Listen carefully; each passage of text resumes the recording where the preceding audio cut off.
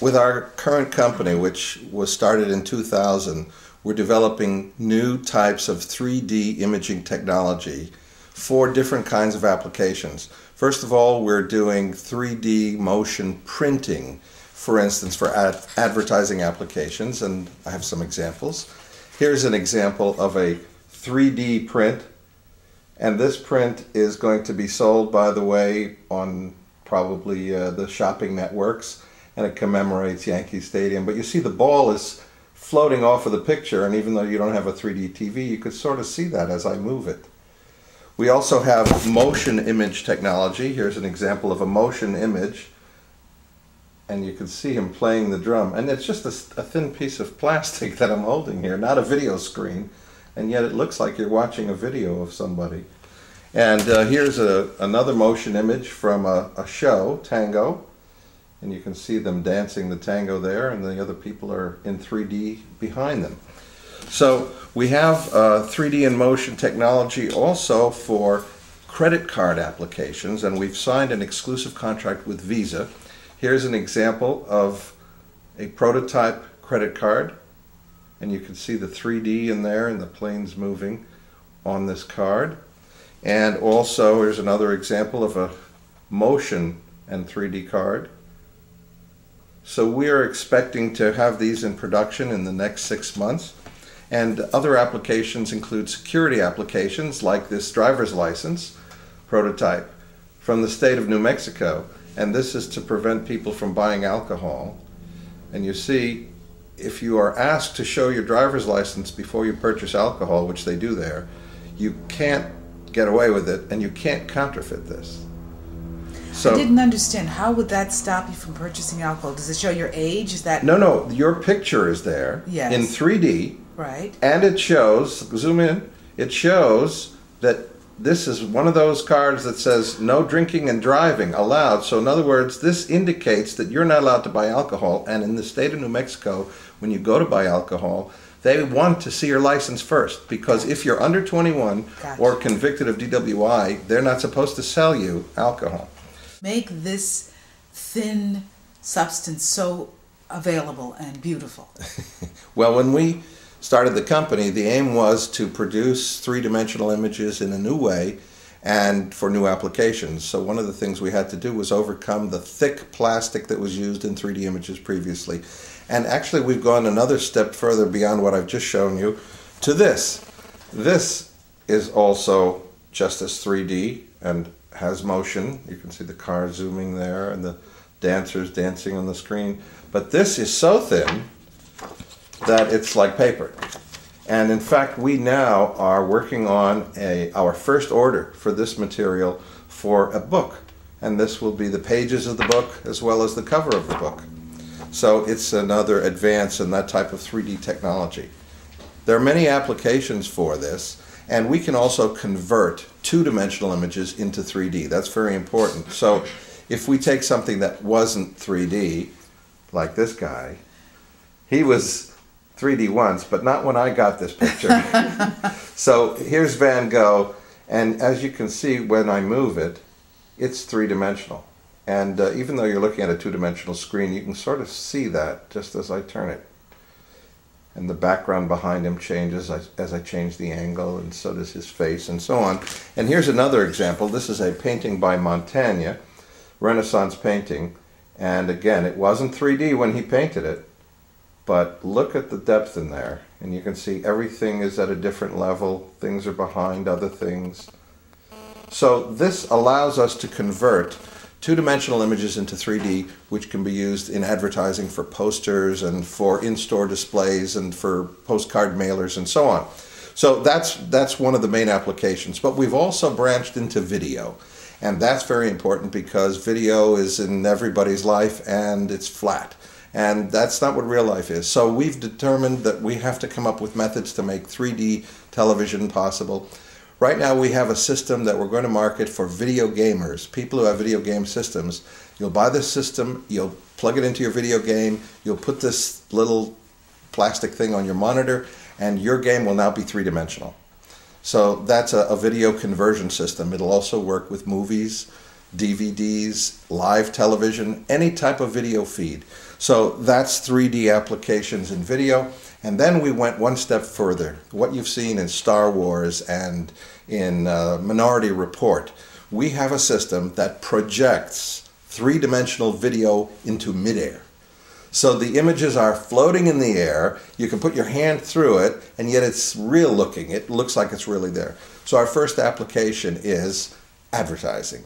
We're working with a major advertising company in Europe at this time, and it's going to be put in supermarkets and project an image of a person, but changing into another person and products floating around and all kinds of very interesting effects that you can't do in real life, and yet it looks totally real.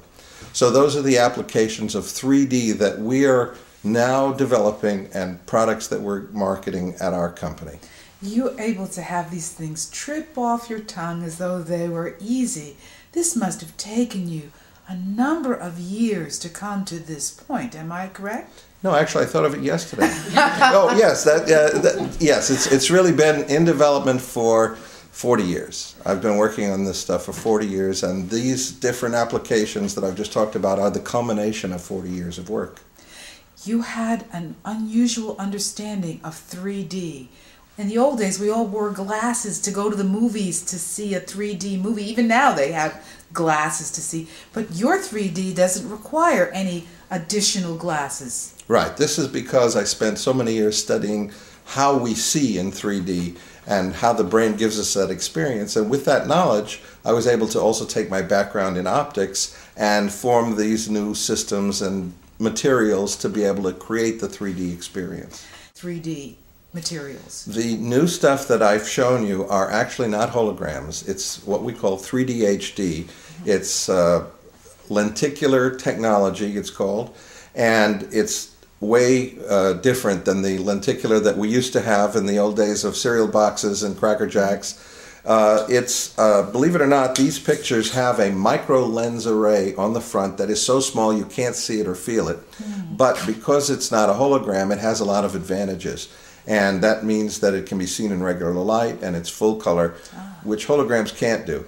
And of course, because it's so complex and it's so multidimensional, moving, and special effects, this cannot be counterfeited by anybody. So of course there are many security applications for it, and we're just beginning to get into them, like the driver's license and the credit card. What would you say, given the breakthrough that we're looking at, that's going to become part of our everyday life thanks to your work, what do you think your next most important contribution might be? Well, just recently I've come up with something new, which is really the next step from my digital projection technology. And that is something that you won't see for at least 5-10 years, I would guess. Right now we have digital video, we have LCDs, and that's brand new really. It's something that not everybody has yet. But what I've got is the next generation after that. This new idea, which is I just came up with recently, is going to replace all the LCDs in the world, because it's just as thin, but it's less expensive. It can be as big as you want, so you could have a wall-size display in your home, and yet it's not real expensive.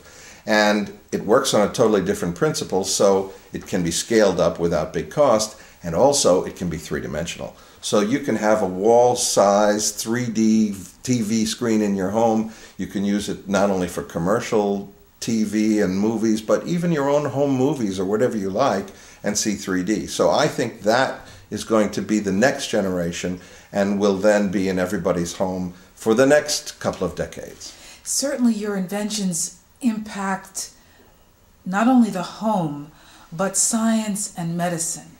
I think people have experiences that they've required imaging, and they have also received the benefits of your research. Can you talk a little bit about the application of your work in the area of science and medicine? Back in the 80s, I spent a lot of time making three-dimensional images with various hospitals. And we did three-dimensional images using ultrasound, using CAT scan, using MRI and X-rays. And by making the image three-dimensional, you have a much better idea of the relationship of the different things that you're looking at, the different pathologies that you're looking at. And it helps, for instance, if a surgeon wants to plan the operation they're going to do, to be able to see things in 3D in the relationship that they're going to find them when they go in. Or if you're planning a non-invasive radiation therapy, you have to know exactly how to aim the beams and make sure that you're not hitting the wrong things, and know from different angles the way it has to be approached. So a three-dimensional view is very helpful. So I did a lot of that work in the 80s. I worked with Raymond Demadian, the inventor of MRI, in 1980, in fact. And now the new technology that I just mentioned with the image that floats in midair is going to be used, I believe, in surgery, because with this new technology you can have a real-time MRI which takes the data from the inside of the patient's body and projects it on top of the patient's body, so the surgeon looks at the patient and the patient looks transparent. So for instance, if there's a brain tumor, instead of making an incision and fishing around for it, you look and you can inject the patient and watch the needle go in and make sure you don't hit the blood vessels and go right into the tumor, inject the tumor and come out again. And now it's the minimally invasive technique of attacking a specific tumor or other issue. So that's something that's going to come out of this technology in medicine as well.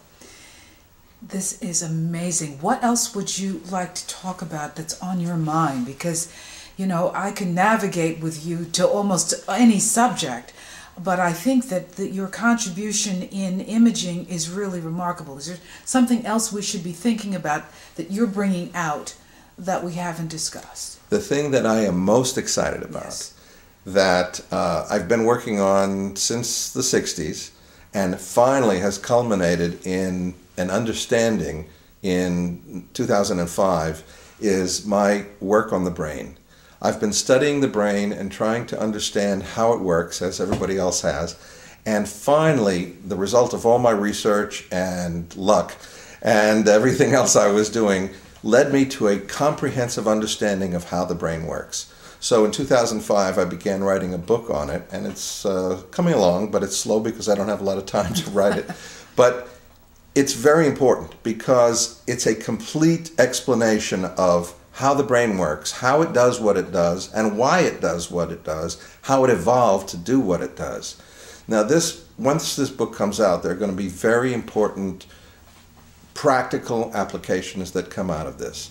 First of all, pathologies that are psychological, such as psychosis or neurosis or personality disorders, post-traumatic stress disorder. These are disorders that have to do with negative programming that comes into the brain and then influences a person's life. Right now, the only real approach that we have to deal with that is psychotherapy, which can take years and maybe forever and never produce the result that you want.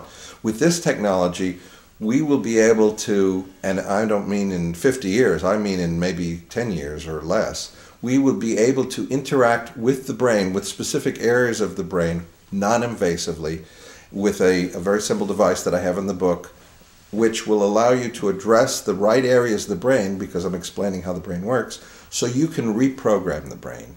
That way you can cancel the negatives that came in and created those psychological disorders in a very short period of time. So that's one of the practical applications that'll come out of this.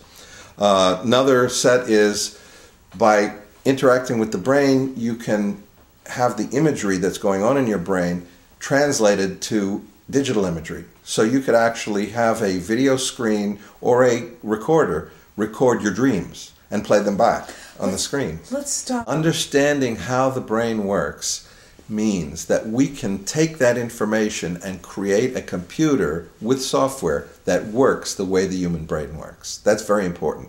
And that will be possible within a couple of years. Just takes a little funding and a little bit of work. Now that I have the architecture of how the brain works, we can use our current technology and don't have to come up with new technology, just configure it in the way that the brain does it. And by making a computer that works the way the brain works, amazing things will be possible. For instance, when you have software today that you buy that allows you to dictate and then it types, it's not very good, and it requires corrections about every line. Well, with this technique, it will be just as good as another human being. It will make mistakes as infrequently as another person. You can't get better than that. Also, a universal translator will be possible. You put it in your pocket, you can go to another country, you talk in your language, a little speaker will play it back in their language, they'll talk, it'll come into the mic, it'll go into your earphone, into your language. So you'll be able to converse with someone of another language and you don't have to know the language. Also, the technology can be used to make computers that you don't have to type on, you don't have to use a mouse, you just converse with the computer and it'll have a personality, it'll understand you, it'll be able to respond appropriately. Eventually it'll learn your facial expressions, your moods. You'll come home, it'll say, "Oh, you had a hard day, what's wrong?" And you'll be able to have an intelligent conversation. It'll be able to be helpful. Computers will be able to be creative. They'll be able to solve technical problems. They'll be able to invent art and music. They'll be able to do whatever the human brain can do. And at last, we'll have a VCR that you can program. Just tell it what show to record and it'll do it. Well, now those all bring up tremendous issues. We don't have time for all of them. But isn't it somewhat scary? I mean, science fiction has talked about this idea for years. If we have computers that can operate like the human brain, aren't we fundamentally putting human life at risk? Well, you are very right, and this is something I address in my book. This will be a problem. There's no stopping it, and it's not just me. This will evolve eventually. The question of what is life will be brought to the threshold, because here will be computers that will have emotions, that will have feelings, that will have a sense of self. And now the question is, can you just turn off a computer? Can you just throw it away? Is it a living being? Sure, there's no biological cells, but there are still the same functions, consuming energy, the waste products are heat, but it still has all the other qualities. So that's one of the issues. The other issue is, as these are designed better and better, they really will get better than us. We are created and evolved by chance. The environment shapes the way that we have evolved, and it is not optimized. Our system is not an optimized system. But if we use our knowledge to change the evolution of this computer, it will become more efficient and better at doing what we do than we do it. Certainly if you model it after the female brain as opposed to the male brain. Of course. So we have to be very careful at the beginning stages to build in backdoors, to build in commands that will prevent the eventual runaway of the computers to become superior to humans and try to take over the human race. We actually, on some level, already experience this on a microcosm. When you think about calling a large corporation and you reach a phone tree and you reach some sort of automated system talking back at you that doesn't allow you to ever get to a human being, we are actually experiencing computers taking over right now.